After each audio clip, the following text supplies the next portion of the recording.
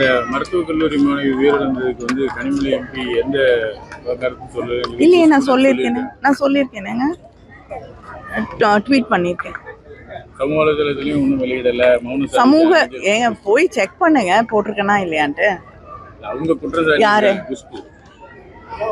அவங்கள போய் செக் பண்ண சொல்லுங்க, அப்புறமா பேசுவோம். சரி. இந்த இலங்கை தமிழக மீனவர்கள் வந்து தரவுகுளத்தில் உள்ளவங்க 22 ரூபாய் அரசு பண்ணியிருக்காங்க. அவங்க நிலவரம் இப்போ எப்படி இருக்கு? படகுகளோட சேர்த்து விடுவிக்கிறது வாய்ப்பு இருக்குதா? அங்க எக்ஸ்டர்னல் அஃபேர்ஸ் மினிஸ்டர், மீன்வளத்துறை அமைச்சர், சில எம்பிக்கள், அது மட்டும் இல்லாமல் அங்கே பாதிக்கப்பட்டிருக்கக்கூடிய மீனவர்கள், இவங்க அத்தனை பேரும் சந்தித்து இங்கே இருக்கக்கூடிய பிரச்சனைகளை எடுத்து சொல்லி இருக்கிறோம்.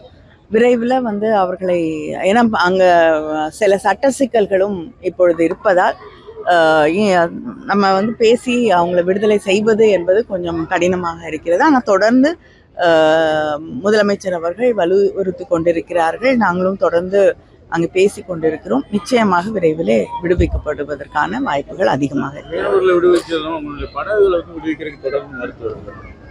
அதுதாங்க, அவங்க பார்லிமெண்ட்ல ஒரு லா பாஸ் பண்ணியிருக்காங்க. அது வந்து தேசியமயமாக்கப்படும் என்று நம்ம அதுக்கு பேசி அதை மாற்றுவதற்கான ஏதாவது வழிவகைகள் செய்தால்தான் படகுகளும் எளிதாக விடுவிக்கப்பட முடியும். பாதகம் செய்பவரை கண்டால் நாம் பயங்கொள்ளலாகாது பாப்பா, மோதி மிதித்து விடு பாப்பா, அவர் முகத்தில் உமிழ்ந்து விடு பாப்பா.